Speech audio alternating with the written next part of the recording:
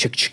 They started throwing their Kalashnikovs in my face. What drove you to go and say, I want to be a paramedic in Libya?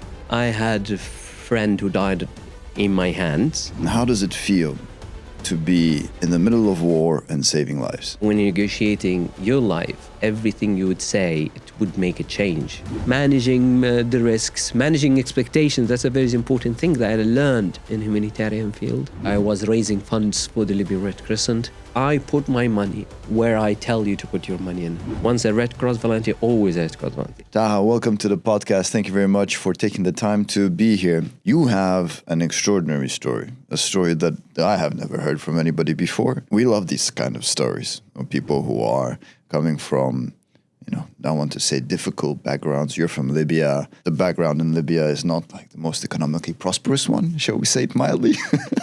You can say that. And now you're in Dubai, successful, working with a family office, doing your business, investment business. Obviously, I want to know how you came here and, how you got here and what drove you to get to this point. But I want us to start with maybe like a question that I don't usually ask. What is it and how does it feel to be in the middle of war and saving lives? What drove you to go and say, I want to be a paramedic in Libya? The story is even weirder than that. I am a dentist. Mm-hmm. I'm educated and graduated as a dentist. During that time, the war happened in Libya. I volunteered as a paramedic with the Libyan Red Crescent. Things led to another. I stayed 10 years with the Libyan Red Crescent. In the front, started as a paramedic from the front line in the conflict zone to grow to be the head of health, then to head international relations, to run the operations diplomatically and run the negotiations for the national society on a more diplomatic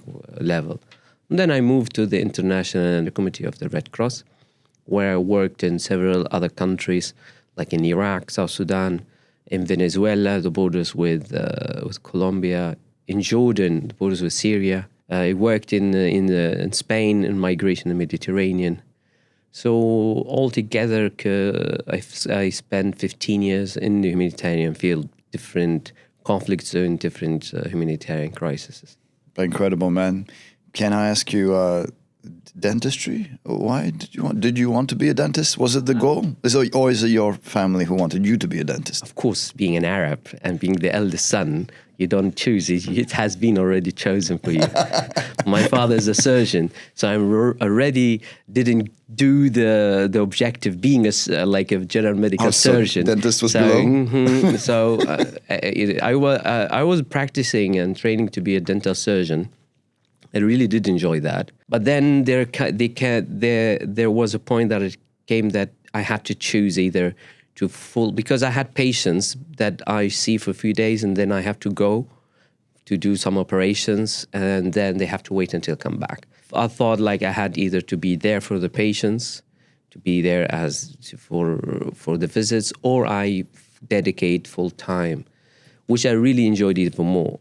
I liked to be a dentist. I enjoyed it. I studied it. I was very good at it. But then I enjoyed doing this type of work. I mean, it's very fulfilling. It's very rewarding to be able to help people and to see the change in their face. You do not change the whole situation. You do not solve the problem.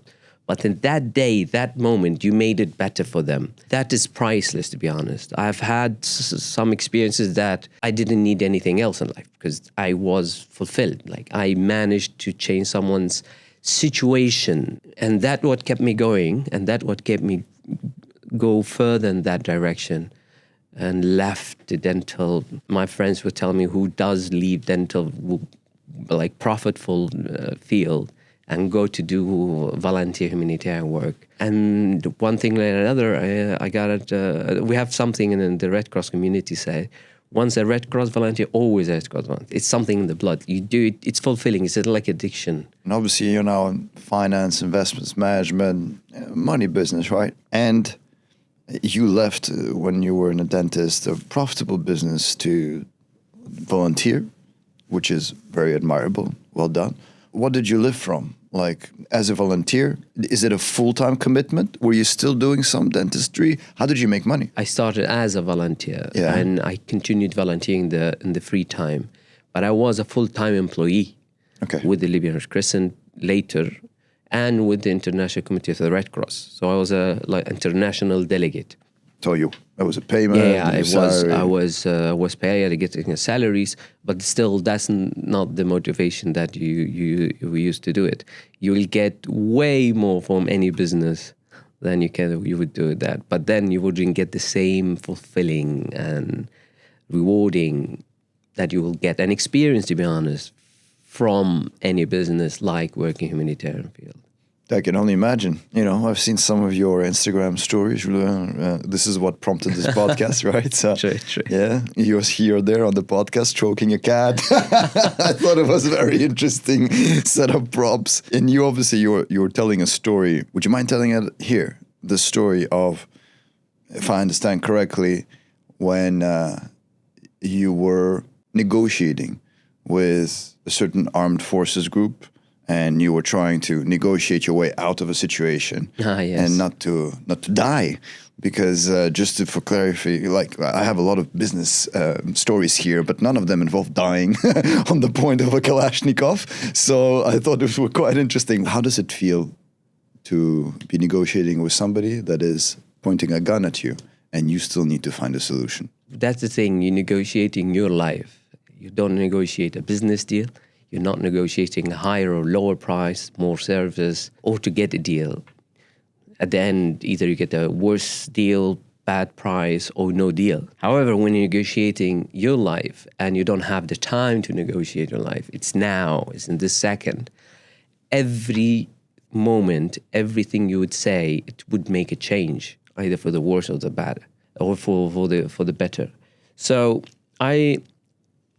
during the conflict in Benghazi, there was conflict zones, and there were people trapped in these areas. Maybe for context, for people who don't know, what was the conflict in Benghazi? Benghazi in 2013, 14, 15, I think until 16, there has been an internal conflict. There was some extreme group in the country that was controlling part of the city. Mm-hmm. And there was the Libyan army, the military. After 2011 revolution, the army was affected and was divided. So then the army was reshaping, there was being rebuilt, and there was an internal conflict. So in this, it was different than the one in 2011.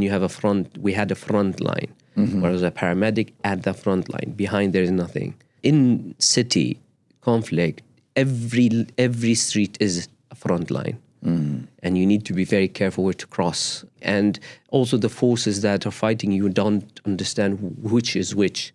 So you have to be very neutral, impartial, and you have to prove it that you're neutral, impartial, which is not easy, especially with armed forces, either white and black. Mm. There isn't gray in the middle. Either you're with us or you're against us. There is no intermediate. So on that day, in this period, we were evacuating civilians who were trapped in the conflict zone. So they got trapped and they can't cross because there is a front line created, so they can't cross it by themselves. They will be misunderstood to be part of any of the fighting forces. And killed. Of course. Yeah, shot. The fastest solution they will get. Otherwise, they will get detained, and it's a process for them to understand it. So I was in the city. I was going back from the operation room. At that time, I was the chief of the emergency operation room. So under my operation leadership, I had the evacuation team, I had dead body management team, I had the logistic team, relief, I had restoring family links team, I had the emergency first aid team. So I got a call from someone in the conflict behind the front line, inside the zone. And this person was telling me where they are. So I couldn't close the I was on a live call with him. I wasn't sure when I would be able to call with him again. So I was trying to understand where they're located, mm-hmm. so to understand how to organize the evacuation, because I have to negotiate with both forces to make sure that these civilians are being evacuated safely. To my bad luck, I just approached a checkpoint. I had a phone. I couldn't close the call. I know it's a risk. I know that you shouldn't approach a checkpoint while you're on a live call. Why? It's a security measure. You should open the windows. You don't have the sunglasses on. Mm-hmm. You should make the vehicle visible because you're in a conflict zone. You need to make yourself as less dangerous and risky as possible. Mm-hmm. I didn't do that, and I approached the checkpoint. They saw me on the call, so just without warning, they started throwing their Kalashnikovs at my face, and I was, to my naivety, I thought they would understand. I said, no, I'm on call with someone. Who you're calling? Like on my face. Jesus. And I said, no, I'm calling with someone who's trapped in the zone. And that triggered them even worse, even way than they were already triggered.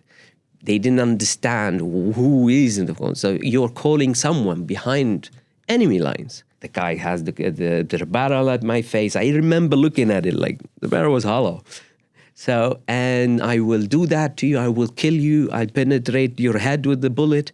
And they took the phone from me. They dragged me out of the car. They put me on the wall. At that point, I said, no, this guy. And they start talking with the guy on the phone. Mm-hmm. I didn't know what they're saying to him. At that point, I was worried that guy will say something wrong on the phone. One guy was on the phone. Two other were at my face. They took the key of the car from me. And I was like, okay, now I need to assess the situation. Apparently, it's obvious that whatever I say wouldn't go any positive direction because they don't listen.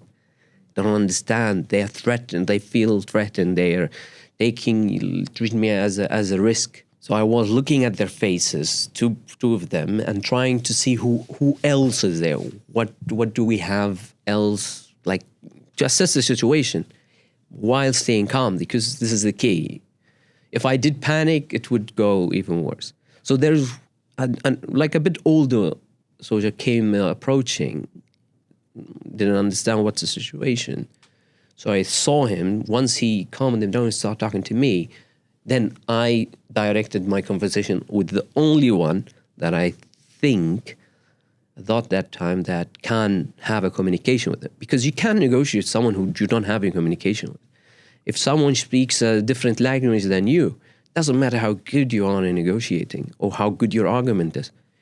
You can't understand each other. So I started negotiating with him step by step. The first thing I tried to tell him that I'm not a risk, that I'm with the Red Cross, I'm not a risk, just calm the guys down. Because the thing is with a gun, it's very loose, so the bullet doesn't wait. So that day, what saved my life, I would say, is that I stayed calm and I spoke with one person, not with every one of them. Mm-hmm. And that one person, once he understood what I was doing, I took him aside and we continued the conversation even more. Because still, until they were convinced, they gave me everything back. They apologized, and then they let me go. But at that time, I had so many things in my head. You can't know which the best argument you would do. It's your life. It's not how you can get the deal or not. How did you stay calm? I wouldn't be smarting it out and telling you that there's no... It's a compound experiences that will get you then to understand the risk. If you don't understand the risk, you can't stay calm. You understand the risk, you assess the situation, then you say if shouting will solve it, if appearing tough will solve it. There is a situation that I showed I'm tough, because when I assess the situation, appearing calm and weak will be in my disadvantage. And it wasn't the only time I was confronted with the barrel of a gun on my face. And every time I stayed calm, and that what got me out of situation. So, as understanding the risk. If you don't understand the risk, you panic, or you react. And if you react out of panic, it wouldn't be the best outcome you will get. Do you think this is a skill that has translated into your business and professional life? Totally. And to be honest, once so in business you do panic, and it happens. Yes, this bank wire gets stuck. You're panicking. Yes, you do panic. But I had this with my manager at times when he was panicking, and I was like, I said, yeah, nobody will die. It's not like as you're negotiating your life. At this point, it did translate in skills in the life. So I said, okay, what is the worst situation? What it taught me is analyzing the risks. So analyzing the risks, then you understand if you need to panic or not, panic would solve it or not. It did, because the threshold is very high right now. It needs a bit to reach it. At the same time, analyzing the risk before even the risk reaches. So I would be preparing for no panic zone. So I said, okay, the worst case scenario, so how to make sure I would not panic when this situation, and it happens. People get bankrupt, people get in jail for bad deals, and you can't really guarantee you're 100% bulletproof. But you try, as I said, you can't guarantee, you can't negotiate not getting threatened to be killed. The threat will still happen. You can't control that. But you might negotiate that the threat doesn't go through. So, and I'm guessing you said many times this happened to you when you were held at the barrel of a gun and negotiating. Are we talking like 10 times or 100 times? No. Thank God. Alhamdulillah, I wasn't that. Didn't even reach 10, to be honest. Thank God. No, but yeah, there was time I was treating a detained. Within a conflict, people get detained for many reasons, as being part of the enemy lines for that force, to being detained as a soldier, and they are protected by the international humanitarian law. Mm-hmm. Once they're detained, they need to be treated well and given the medical care they need. And so yeah, I was faced several times because some forces doesn't understand that these are detained, they are wounded, so they should be protected and they should be treated dignifyingly, humanely. So we would be acting as to protect those detainees during this treatment period. So we are part of the threat to these forces. So they would put the gun on our faces as well as, if you're with them or not. Are you with them? So you need to calm them down. I said, yeah, I'm not. I'm treating him as I treated you the other day, as I treat them. So let's keep it calm. And there are times that I had to be very assertive and show that I'm tough with them, just to make them go back to the sense a bit. And it's assistance situation, so I wasn't all the time like calm down. I remember one time, I shouldn't be sharing this, but there was one time I was called to treat one wounded. And there was a soldier like threatening this wounded while I was treating him, and to the point. And the guy was really vulnerable. He's wounded, so and that's the thing. And this was like threatening him with a gun. And I remember was fed up, and I stood and I told him, "Kill him." I was like, "What?" I said, "Just finish it. Let me do my job, treat him." Or let me go. Don't let me treat him, then you finish him later. No, let me do it now. And the guy was a bit confused. I was like, what are you saying? And the poor patient was like, doctor, what you're coming to treat me? Or you? And like, of course, I didn't do that because just to be foolish. But I assessed the situation. I saw that this guy is just playing around and he's just annoying me. I said, and I knew he wouldn't do anything. And his commander is there. I don't know, it wouldn't happen. I said, finish him. Yeah, let me go. I can imagine the patient going, what? This happened. And to be honest, because I did that, I even refused to treat him there at that time. They wanted me to treat him there. So no, I'm not treating him. I'm taking him with me. I'm taking him to the hospital, give him full treatment, and then you finish your inquiries with him It wasn't. They didn't mistreat him, to be honest. But it was an act of force. And the guy calmed down, to be honest. And they let me take him. And on the ambulance, the patient was like, "Dude, what did you do?" I said, "No, don't calm down. I know the guy. Like, I've treated some of them, so it is. As a parent, it is something that I was 100% sure when I did. Again, I assessed the choice. I assessed the risk, and is this a risky maneuver, or is it a safe one?" You must have seen a lot of gruesome wounds, a lot of like hurt, pain, a lot of death. I had my share. And to be honest, there isn't something I saw that these things that I saw, like a human's life cycle, shouldn't be faced to see those things. It wasn't like seeing your grandma dying. There's things that you shouldn't be seeing, and it is,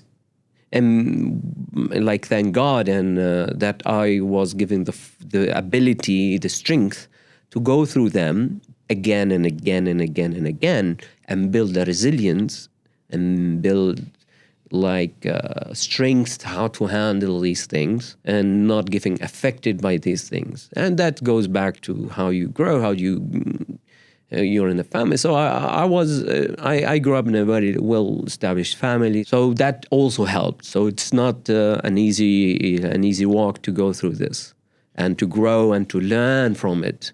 I had to collect my own friends' dead bodies underneath of the people who killed them. So that one of the experiences that has affected me. But then you grow out of them with strength, I would say. Yeah, either it breaks you or you become stronger. If you didn't die, then you're stronger, I would say. Did any of the people that you work with, did they break? Did some of them say this is not? No, even I did break in times. I wouldn't claim that I've been steel-proof. I did have my moments, but then you grow, you learn, and you adapt. And also my friends, and then that's your role to how to support them. And it makes me really sad that I don't see this happening in business world as well. People see it as it's the same impact of the impact that someone has on seeing horrible things or have a horrible experience. It varies from one person to another. And also some people get affected with an impact on business, on relationship that affects them. In this horror situation, conflict, crisis, people come together and help each other because it's difficult. But it doesn't go the same level when people have difficult situations in business or in life, which is accumulation. So my threshold, it's like 9 out of 10 in that situation, in that particular experience. It was 9 out of 10. Someone else's in business or in life, in a certain situation, has also 9 out of 10. Doesn't mean, if you compare both, not comparable. But at that moment, for that person, with the experience they had, with the life they had, it is already 9 or 10. But people don't give the support to those as the one in crisis get.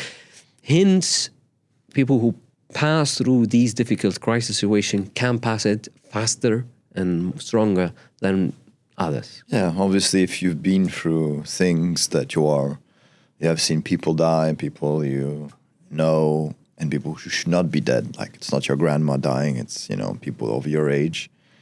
And then afterwards, you go to the business world and, I don't know, credit card is not working and you can't pay for an invoice and it's going to fuck up an order.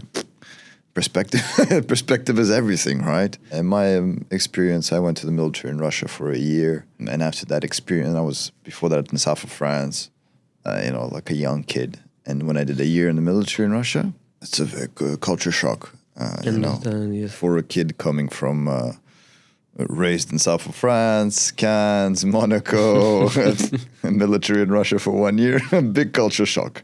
It is. But I'm sure it had built something in you. It's resilience, risk, strength in you. 100%. I wouldn't want to relive the experiences that I have, but I do not regret any of them. I have a similar feeling about the army as well. Like, I don't wish it on my children. But I'm very happy that I went through it. But I'm not going to have to go again through it again. I'm also very happy about that. True.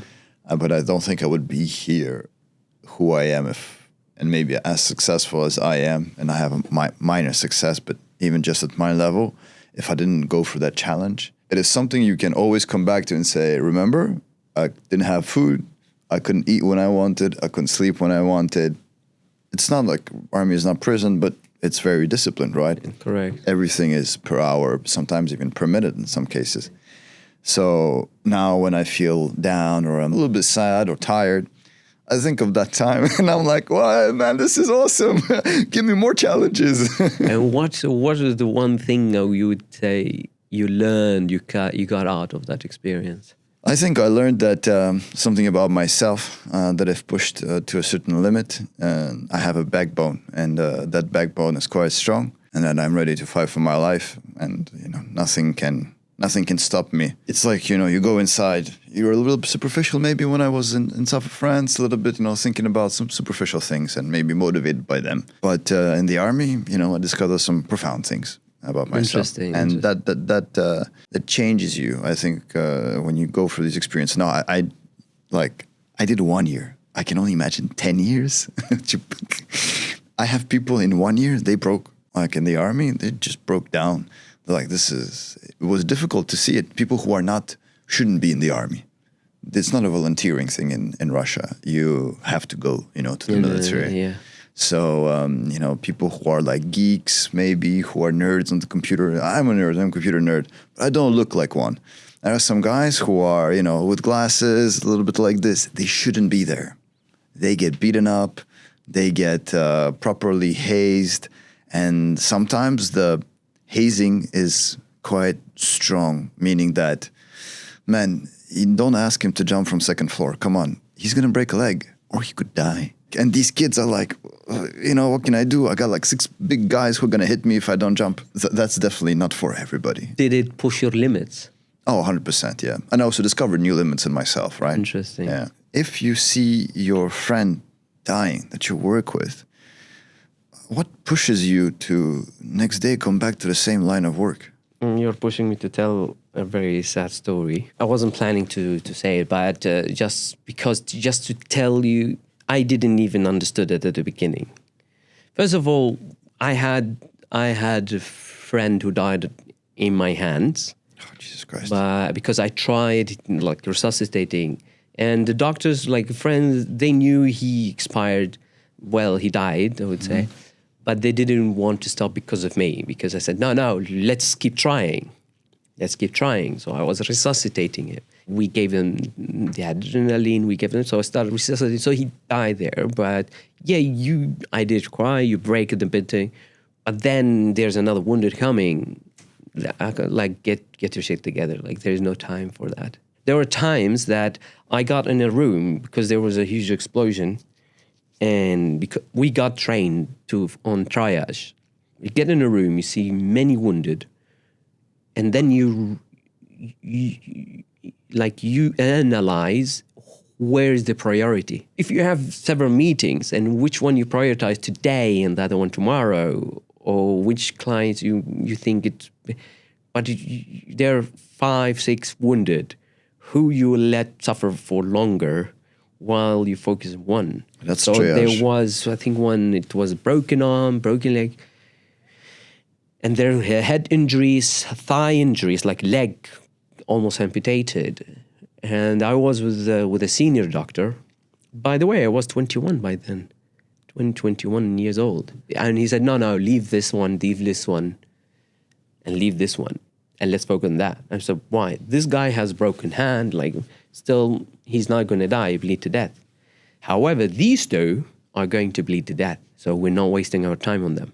One had injuries, unconscious, most probably not going to come back. The other one lost so much blood. Yeah, it's saving, but you need to leave that. But let's focus on the abdominal injury because we might save him.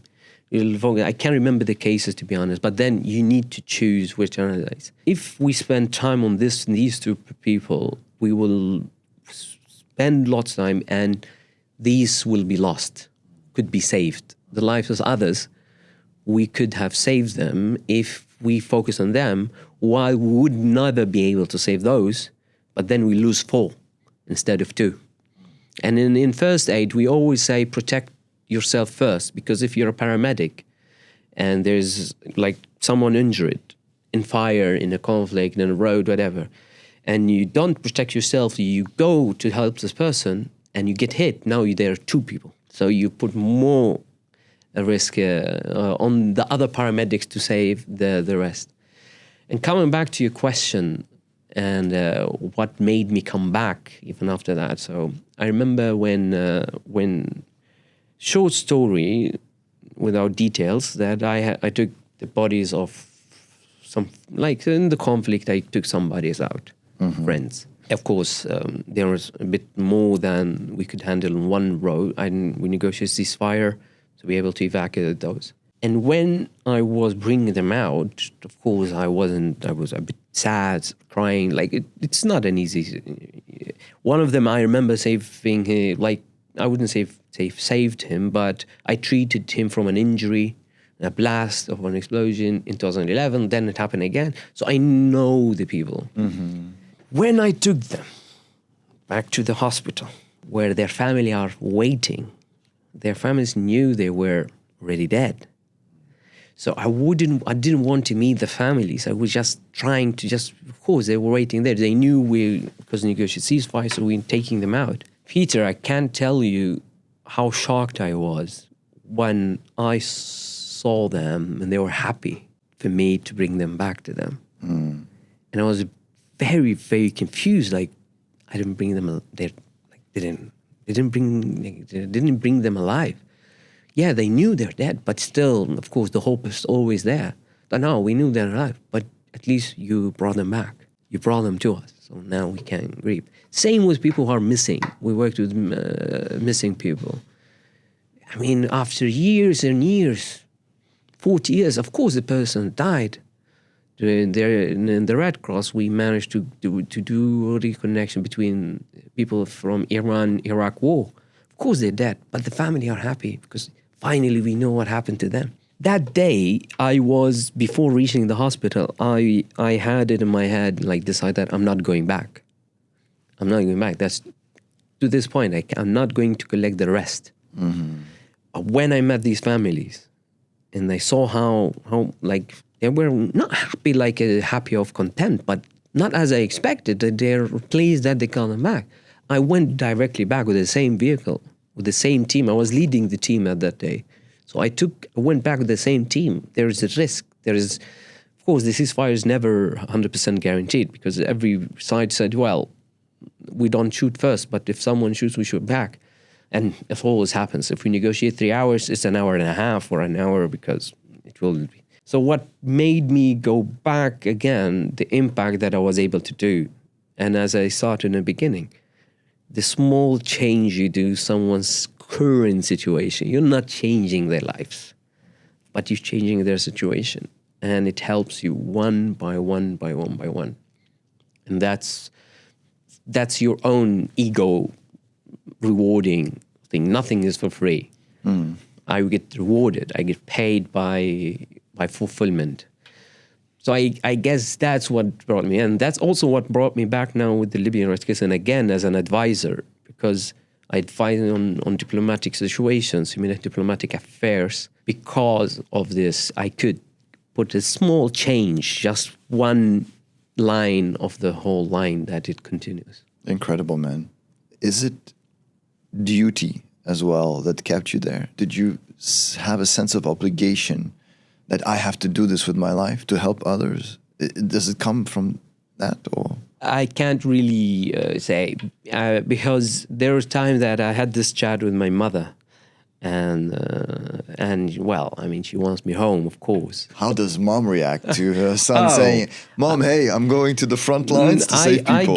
I gave my parents just lots of hard times. They're amazing, incredible. People, they say, yeah, my parents didn't let them study something or go somewhere. My parents let me go to the conflict zone without needing to, voluntarily. I wasn't a soldier. I wasn't like a medic in this, like, field or in a. I was a volunteer. I didn't need to. I wasn't obliged to do, and they still did. I mean, my parents thought I was dead at some point, and I came back, and it was like everybody went home. Nobody heard from me for months. Why? We're a bit far in the desert, and there was no phone calls, connections.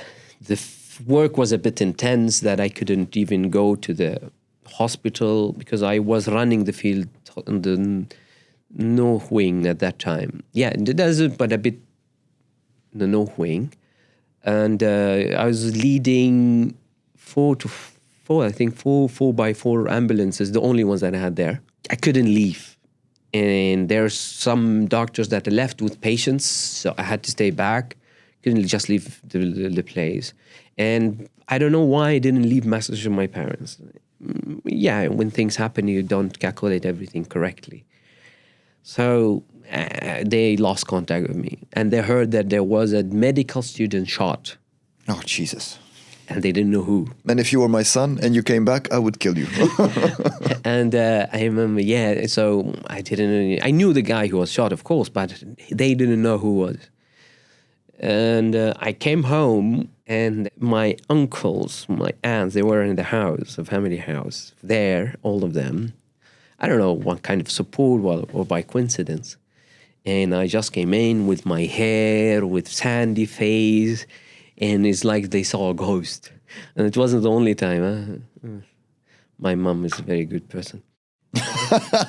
Yeah, your mom deserves a statue.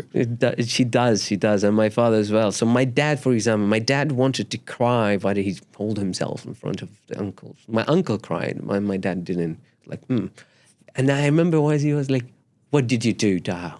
What the hell did you do?" And of course he held himself. The second time also there was a conflict, and of course at that time, to be honest, I didn't think I would come back. And I hugged my parents goodbye. That day, I told my neighbor, "I'll come back. Please take care." I genuinely thought I'm not coming back.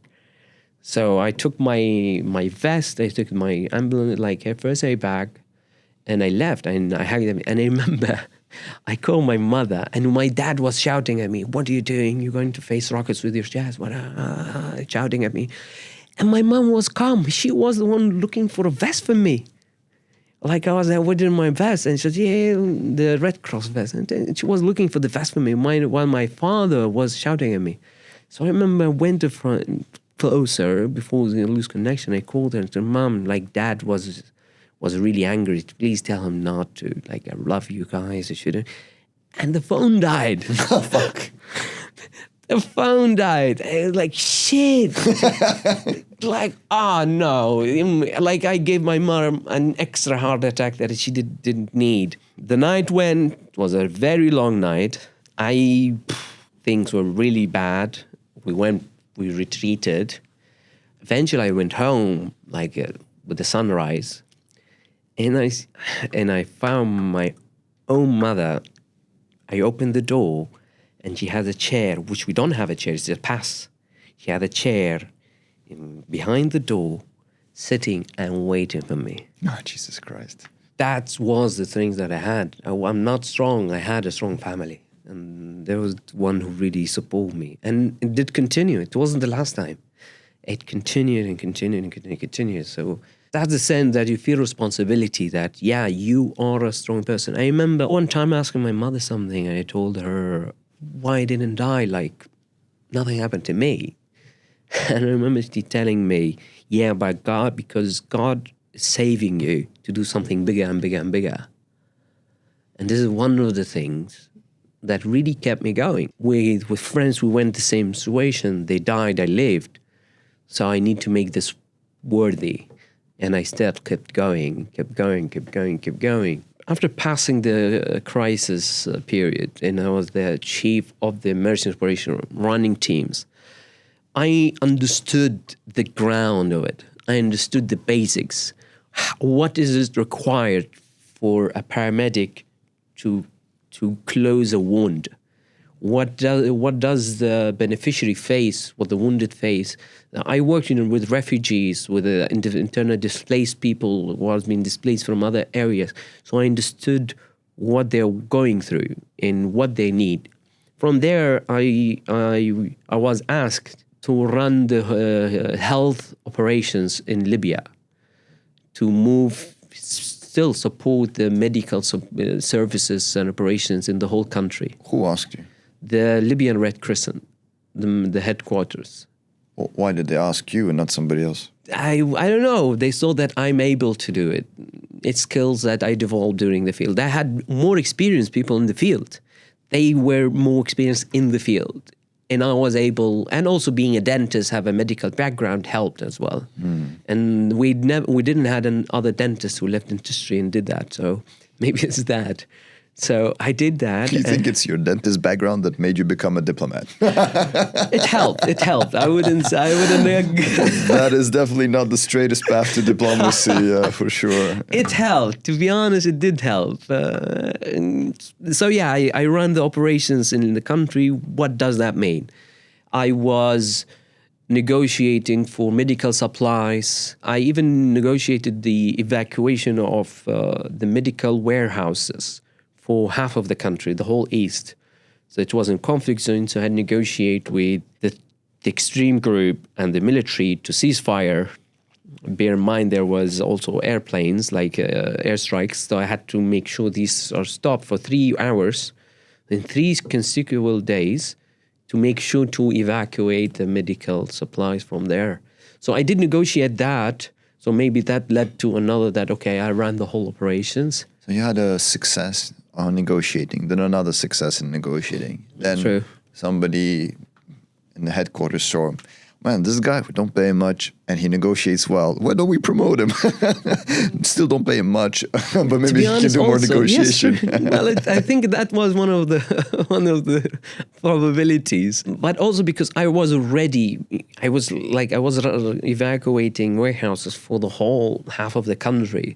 So I was organizing with Ministry of Health and everything like that. So then I took it more diplomatic level. I was traveling to Tunis a lot because we have the diplomatic missions there for humanitarian organizations, negotiating funds, negotiating supplies, support projects for the Libyan Red Crescent. I did that for quite many years, which then they asked me to be the head of international relation and cooperation. Which means I negotiate for all the operations in the country on the diplomatic level. So I was raising funds for the Libyan Red Crescent to be able to fund these operations, negotiating the supply chain, negotiating vehicles, planes, negotiating like warehouses, trainings for not only for our own volunteers, but also for Ministry of Health, surgeons and workers. So yeah, that's how I got from the field step by step to be a diplomat, which then later I was migration officer with the Spanish Red Cross for the whole Mediterranean. So I was coordinating the migration response for the migration crisis in 26 countries around the Mediterranean, started from Portugal, going around to Morocco. Man, an eclectic life, man. Well, you said something that interests me. You were raising money for the Red Cross. What does it mean, raising funds for the Red Cross? How do you raise money? Is it not just, hey guys, please give me money. I need money to help people. How do you do that? Everything starts from the field. So we have beneficiaries, people in need. These are like clients, or these like the targets that we used to serve. And these, we construct a project. What do we need to provide to them? According to what? Not because we think. We do an assessment. These are the things, we speak with them, we see that these are the things that they need. And then we approach the organization that has specialities on that, and we ask them to fund it. How to fund it? To fund it to the expenses that we spend there. Additionally to the materials we use, food. We used to deliver food parcels to these beneficiaries, these refugees. We used to provide medical aid. We used to provide even psychosocial support for children to be educated during that time. Fix water supply chain, fix fridges and storage in hospitals because hospitals are affected. And at the same time, when I did that as an head of international relations corporation, we used to do that also for training volunteers. We have volunteers, you need to train them to be able to. Dead body management, we had different training. I started collecting the dead body before even we got training. So that's how I convinced them, negotiate that they raise fund more and more. We need to move. So we ask for cars, vehicles. They donate vehicles to us. Who's they? International donors. Are they companies? Are they governments? Some of them are privates? companies, also national companies. I managed to negotiate like companies to support us, either like as philanthropy or as to be part of the project. We managed to get field hospitals on vehicles to be able to travel. We did a medical convoy where we traveled across the country to villages that doesn't have the highest medical services, not because they don't have the building, but because specialists don't go there. Specialists are in big cities. So we took specialists, like a professor, a top surgeon, top professor, in the medical specialty, ophthalmologist. I used to treat them as a dentist and such. And then they treat people there. They do minor surgeries. They give them medications. So I convince companies, totally for free. Convince companies to donate medicine. So these highly paid professionals do this for free and give the medicine for free. And refer them. We have discovered many early stage diseases. So these are the things that we're convincing them. And bear in mind, we were, I wouldn't say because it's a teamwork, we were raising funds for no return. These companies were giving him, some we didn't even give them, put their logo in it. But how we managed to convince them, give me such amount of money of medicine, I'm not going to mention you. You're not going to get any returns, no favors either. And here you are. They do give that. The professors, doctors, specialists, they's the same. Yeah, we might appear in our media coverage, but that's about it. And how to make them convinced, leave their clinic, their practice for a few days and do this for free. Meaning not only about money that they are not going to take, but also patients they have to wait.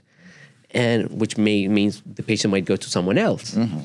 And the international organization as well, because I sat with ambassadors of governments, which it is a government direction to support internationally, but they support without even mentioning them. They support unconditionally. This was always the negotiation. You do not tell me where to spend it. You do not tell me who to give and who not to give to. And they still did give it. So I ran that for several years with the Libyan Red Crescent, and we managed even to lobby for the Libyan Red Crescent to get the membership on the governing board of the International Federation as a young, weak, not rich national society to be member. This required lobbying. This required creating connections and rapport with everyone. And it's a process. It took time. None of the negotiations ran like some of them, but most of them weren't like instantly. I try raising money to give people back a return, and they don't always give me, right? You're giving them nothing and saying, it's for the good. Give me the dollars. That's incredible. That's definitely a skill that has translated in your life today. That's part of it, I would say. So, Taha, you did this for 15 years. What made you stop? Life, number one. The priorities keep changing in life, plus opportunities. It's not that I was fed up, that I didn't want to do this anymore, but I grew more and more and more, and I wanted to focus on building something that can sustain longer than responding to emergencies. And to be honest, the way it happened, it wasn't planned at all. So I was on a mission in South Sudan. I was in the bush, in the deep bush. The day I arrived, COVID hit. And I was stuck for 6 months in the bushes. I couldn't travel. You should have seen my hair. It was like a very big afro hair. So I was stuck for 6 months. I ran the whole operation in the north, or in a state called Unity State, in north of South Sudan, at the border of Sudan. And I wouldn't say my bad luck, but my very good luck, 5 of my colleagues were stuck home because of COVID. So they went either for travel, some they couldn't come back. So I had to cover 6 positions in the day they arrived. I had to lead 43 national staff with no authority. I'm not their boss, but I'm the only one there. It was a very stressful, demanding mission, to be honest. It's like a boot camp. I got trained very hard. I was the finance and admin, I was the logistics, I was the protection team leader. I had to cover for 2 heads of offices because they were back home. So the positions are filled, but they're home, so I had to cover the field. So imagine this 6 months locked with heavy work. When they opened the airlines, I couldn't fly to Libya. But the only destination I could fly to was Tanzania. I said, I need a break. So I left. To go to summit mountain Kilimanjaro. So with a friend of mine, we went to Kilimanjaro during August. And in August, usually it's packed. But because of COVID, it was empty. You don't see anyone. During that trip, I met Stephen Gummins. He's the head of a family office, a founder of a family office. We became friends. I filmed a video, like a production film, small documentary film for Libyan youth. And we sold it to one of the companies in Libya, channels, to podcast it to the Libyans. And Stephen Gummins was featured in that movie as well, like in that film. We stayed friends, and he was mentoring me on some of my private investment adventures that I had. Being a very experienced person, worked in Wall Street in the past and everything. After South Sudan, I went to Venezuela. I was covering the borders between Venezuela and Colombia and Venezuelan side. I stayed also there over a year. And also Stephen was mentoring me. Then I was focused more. I learned from Stephen a lot about investments. I started to get into this investment world and what you can do and how to grow it and what is required in this field. Finished, I went to Jordan, my other mission in Jordan. In Jordan, things changed. And that, I think, what changed everything. Until Venezuela, I was in a deep field. I was in boots. I was like in the deep field with the military and everything. Then I went in Jordan as a regional delegation, more diplomatic. I was meeting ambassadors. I was meeting UN agencies. We were relocating refugees, resettling refugees in other countries, helping that they get settled. It was pure diplomatic. We wouldn't do field work. And I got a taste out of that. And I was, okay, what can I do more? And I was planning to do humanitarian diplomacy in that field, in that region. And Jordan is a central diplomatic location and everything. And then Stephen was interested to open a company here in UAE. And of course, I offered to help. He asked me, I was ready to help him. Well, I like going to the office with a suit. I like suits. So I like that sense, going from the field to more diplomatic sense again. And then I came with Stephen here. We tested some things. We liked it. He decided to go through and open the fund of the family office here. And that's how it went. So it wasn't a decision that I said, okay, I'm fed up, I'm not doing humanitarian field again. It was just thing led to another. And I'm a person who takes opportunities. I don't like to let them go without trying them. I'm telling you, I have lots of bad decisions, really bad opportunities. But at least I don't regret leaving any without considering. So yeah, this is how it led. So Stephen, when we came and tested things here, he saw how I was negotiating. We met some investors, how things are going. So I was running the operation as if I was running all this operation. Humanitarian operation is analyzing situation, assessing, analyzing risks, managing the risks, managing expectations. That's a very important thing that I learned in humanitarian field. How to negotiate, how to connect, how to get the access, because I was negotiating access to closed, out of reach areas. So we were negotiating with commanders, military commanders, to let us in without giving them anything. If they don't let us in, nothing will happen to them, nothing bad. There is no bad thing, no persecution, nothing against them. And it's a bit more work on them if we do access these areas and help people, because it's lose control. And they still do. And they still do let us in. And they still do let us do whatever we want. Managing expectation, risk. So it is mirroring what is going in the operation, but with different objectives, with different approach, with different tools. So I don't have an answer, exact answer, why did I leave it or not, is a process.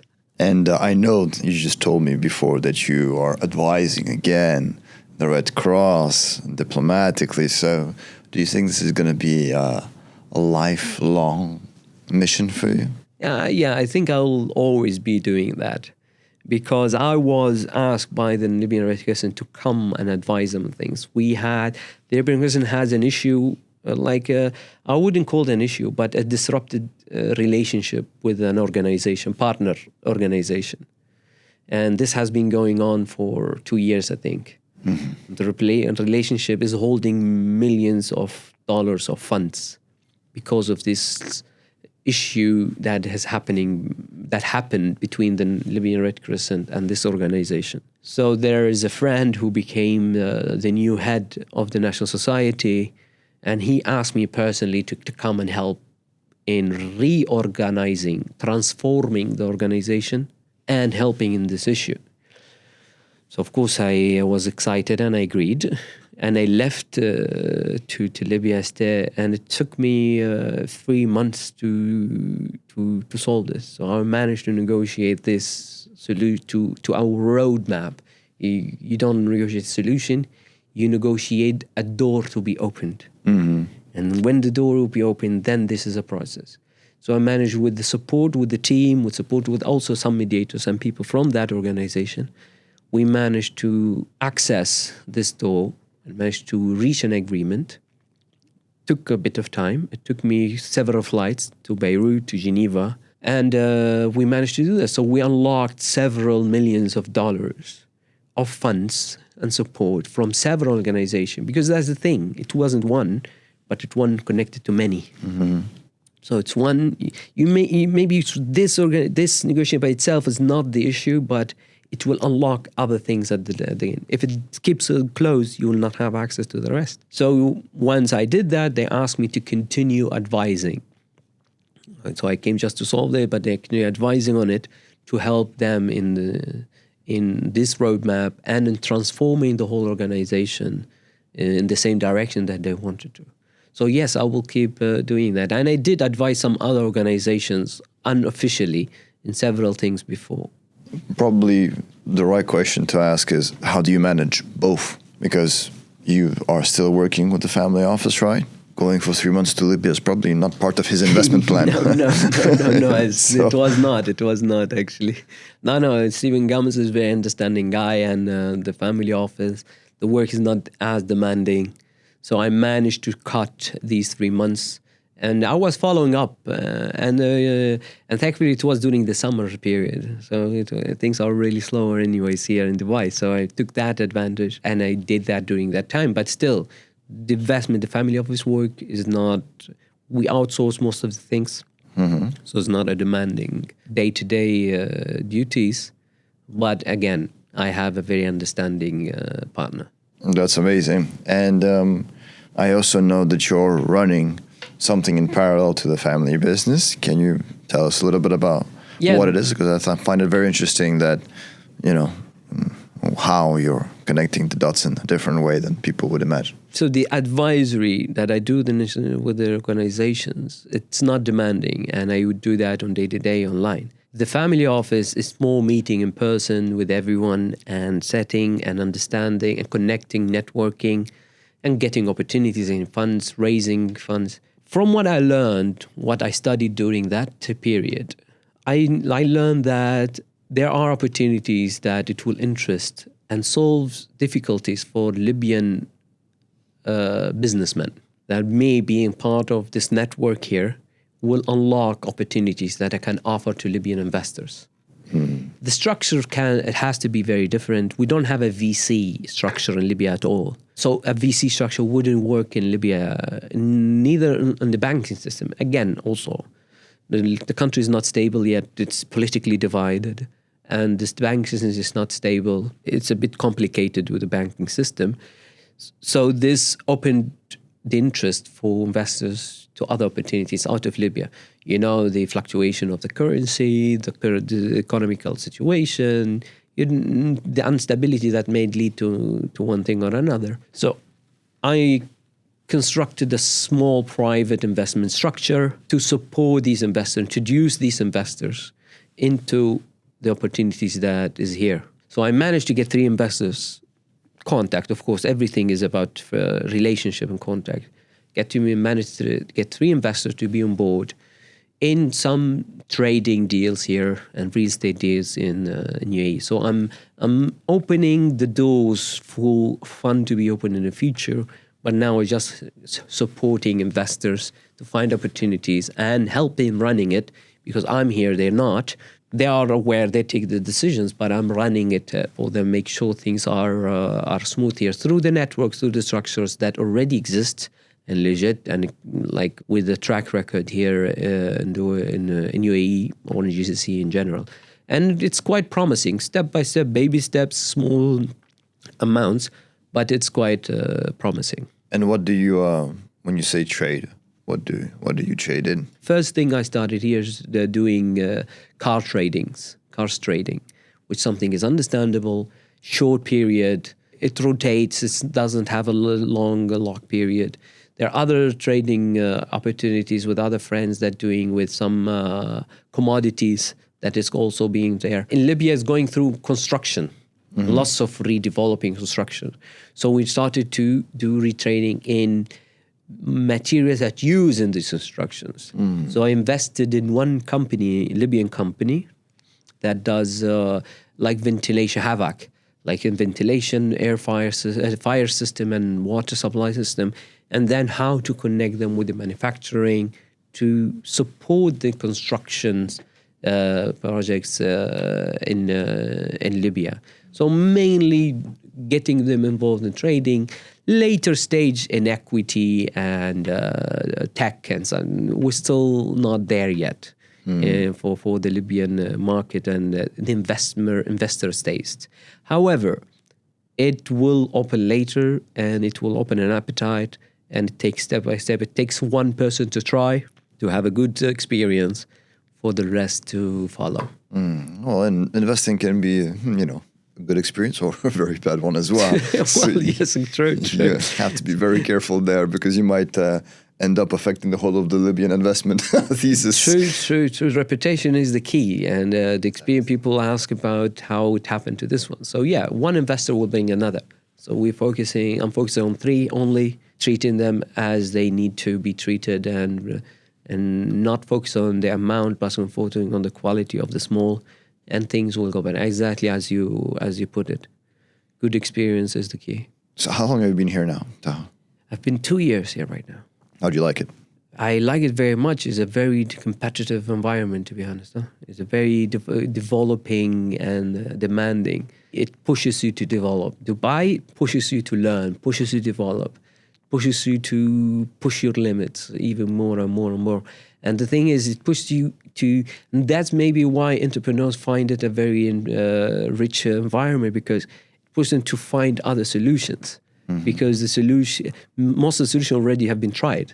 So they now find something else. Or most of the trades have been already tried. So, okay, find something else. It pushes further and further and further. Yeah, that is the best thing. There's the tallest building. Let's make a taller one. There's the biggest, let's make a bigger one. And that's very demanding, and that keeps you on your toes. Yeah, it's an ambitious town for ambitious people. To be honest, true. And I think you need to be ambitious. Even if you're not, you become. 100%. This is an environment that 100% pushes you. And there are some people, they don't like it. It's not for them. True. Because they're not ambitious people. And I think you can thin the herd here quite quickly. Also, a lot of people, I think, come here and think, oh man, this is going to be so easy. There's money everywhere. This is so much opportunity. I just need to be there and things will happen. Bro, there are thousands of people like you who work 24/7 here who are trying to make it happen and still haven't. It is not easy. It's a land of opportunity, for sure, but it is not a land of people are not dropping gold on you here. When I was in France 10 years ago when I moved to Dubai, the stereotypical was, listen, Peter, I heard that you have a distributor of gold bars in Dubai. Is that true?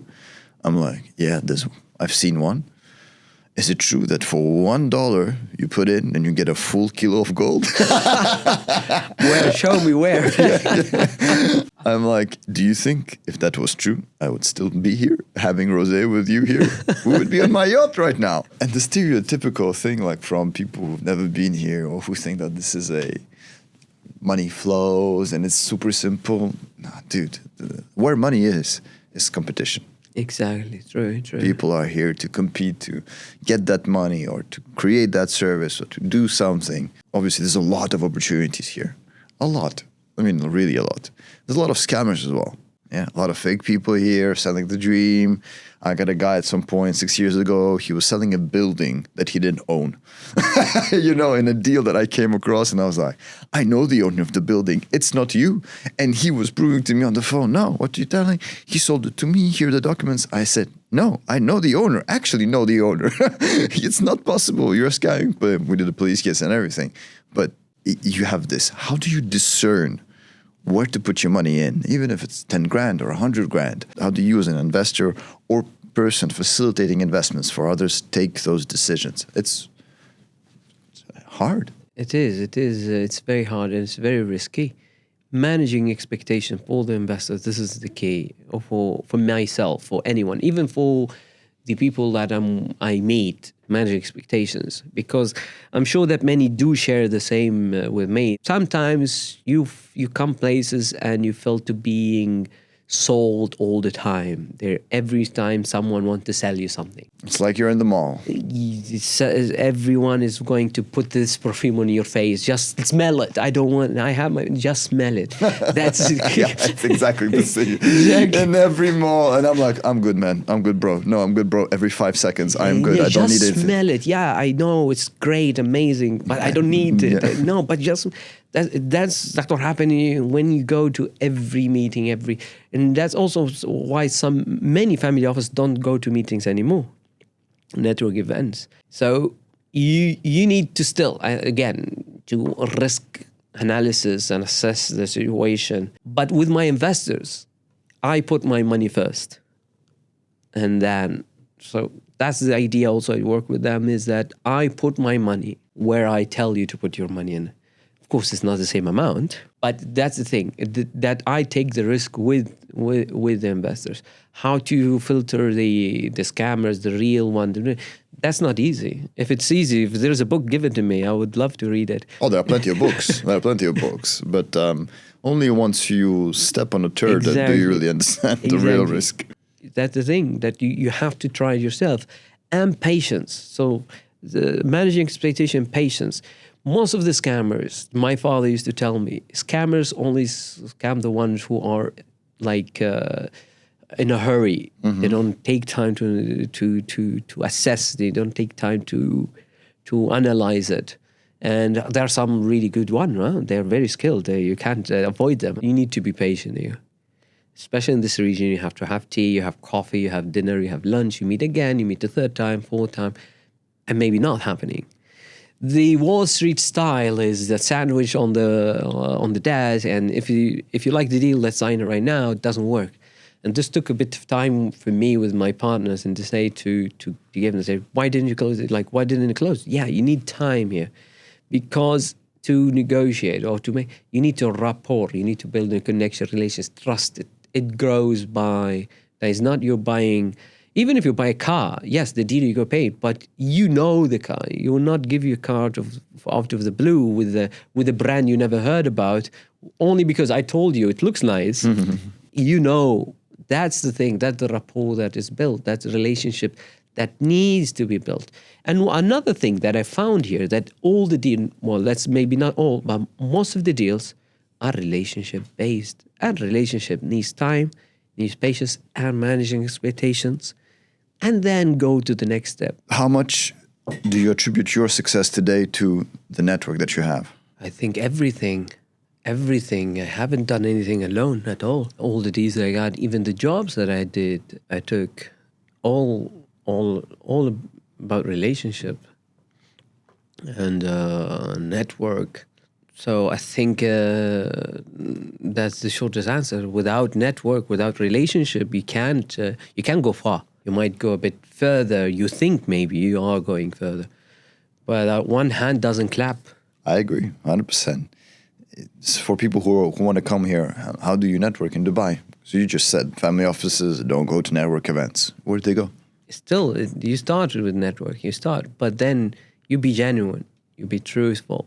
You show interest, and everything starts from networking. Like we're part of a very interesting network, and that's how you meet. You do not connect with everyone in the network, but from the network you start networking even further. You make your own. Mm-hmm. So if you're staying in your apartment, you say, "Yeah, I want to go to network." I mean, network doesn't knock on the door. Opportunities, you have to go out. You have to meet people. But it's the same. You have one chance to do first impression. But the first impression is not everything. But it's only one first. And then you grow your network. You understand. Sometimes it's not you need to prove. People within the network, you prove yourself. So being genuine, that's the only advice I can give. Like, be genuine. Show real interest in the person. Because if you only show interest in what one does without the person himself, it doesn't get you far. But show the person. And I got annoyed when I arrived here a bit. Not many, but some. The first thing they ask you, what do you do? They don't ask you your name. They don't ask you where you're from. What do you do? And then there's a joke, a comedian said, like, they ask you, where do you live in Dubai? Just to categorize you. And then they ask, where did you come from? Where's the last place you go? It doesn't matter your nationality, but if you come from a certain place or not. And then maybe they ask you, okay, do you like football or not? But then if you meet the person, you create a connection. Even if you're aiming for clients, maybe it's not the client, but it gets you to other clients.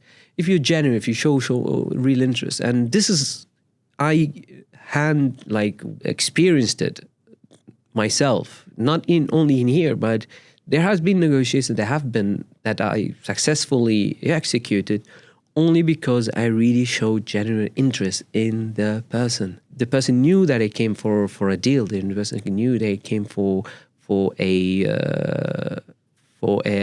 negotiate an axe or something. But I showed interest in the person. I remember one negotiation I did, in a mission I did, one of my missions. My objective was to reach an area that it's at the borders. It was restricted from us since 2 years.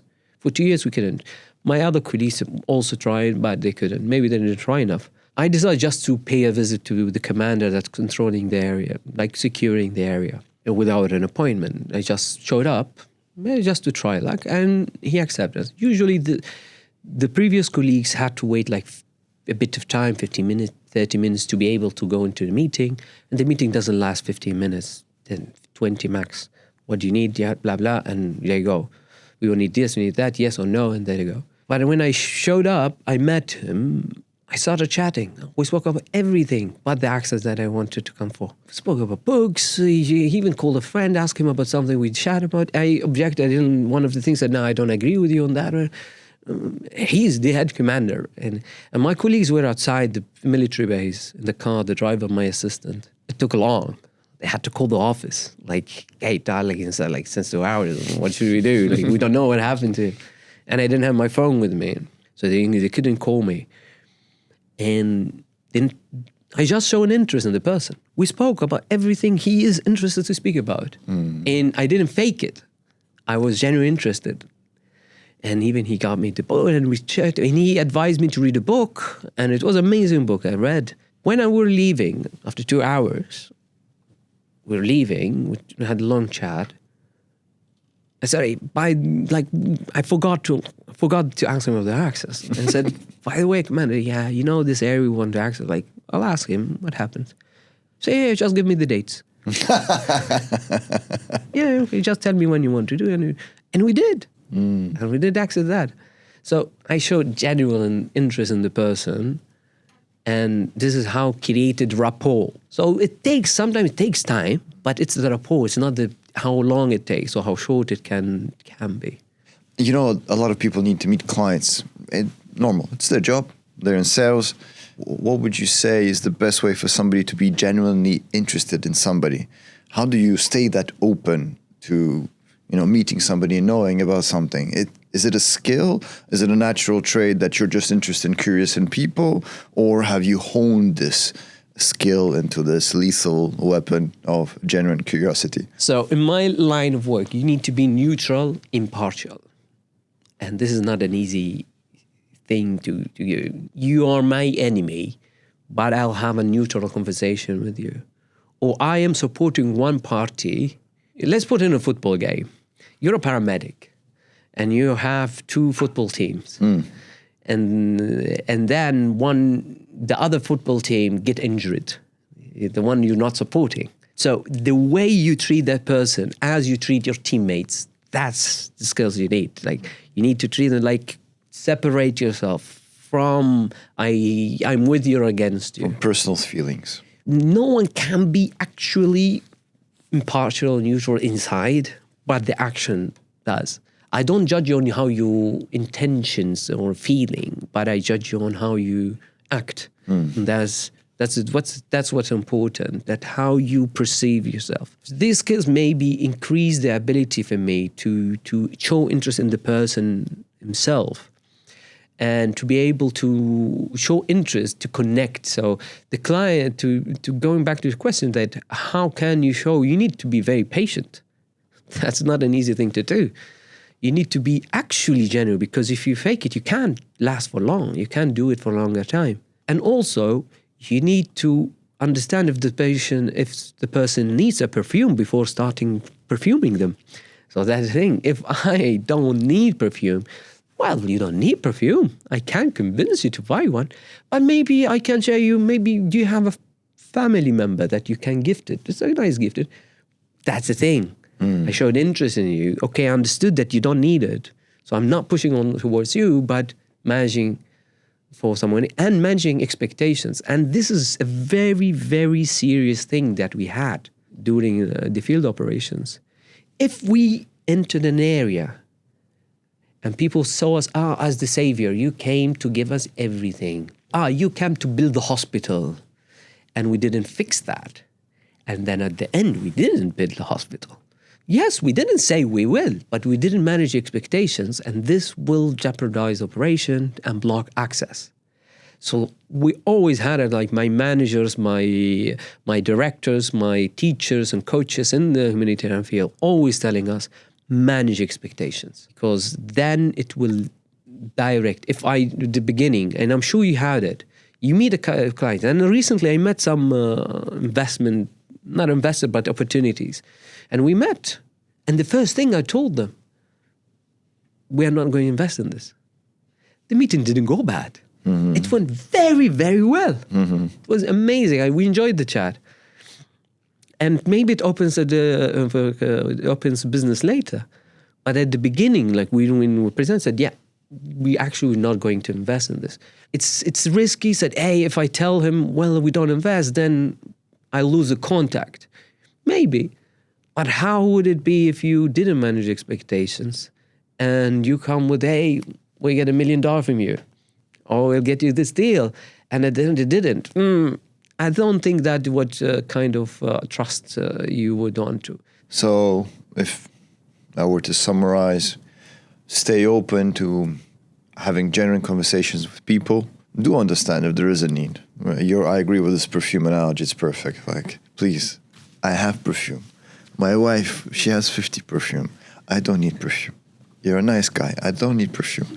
But if you open a conversation and it's not about perfume, but just about you, you never know what will happen. True. You have to be open to that opportunity and the possibility of networking, and that's real network. It's just staying open, even if there's no benefit. True. Because a lot of relationships are transactional. A lot of, people just I want your money, I'm going to invest it, I'm going to give it back to you.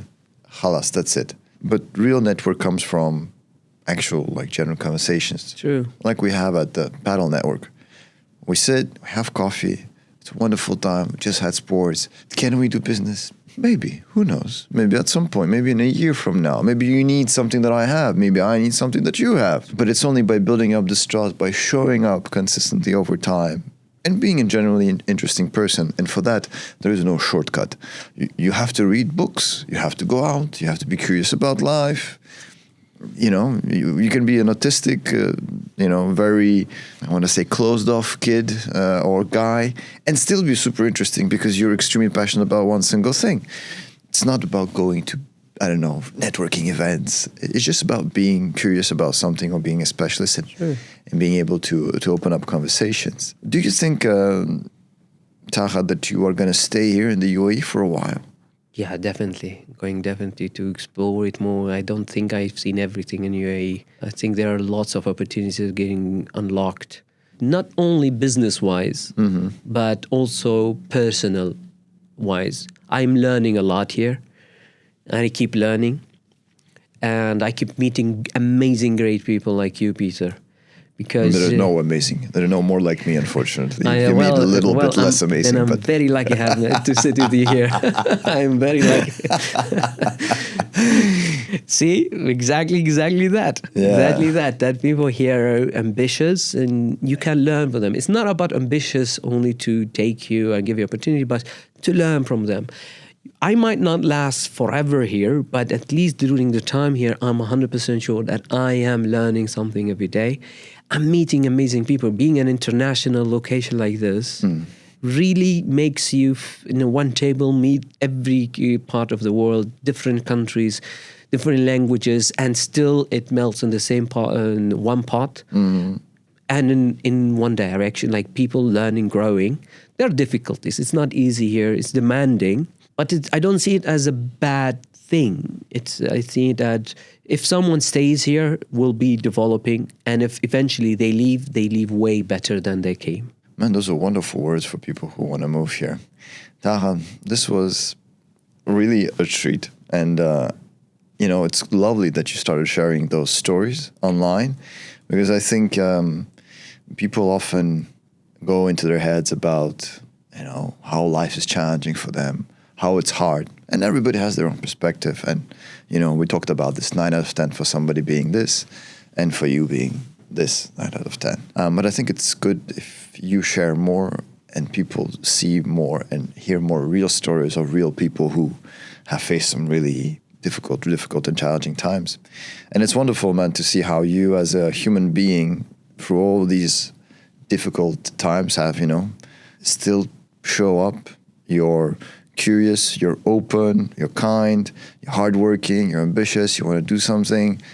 That's not easy after all of that. So congrats on that. And listen, I wish you only the best and only the most success possible.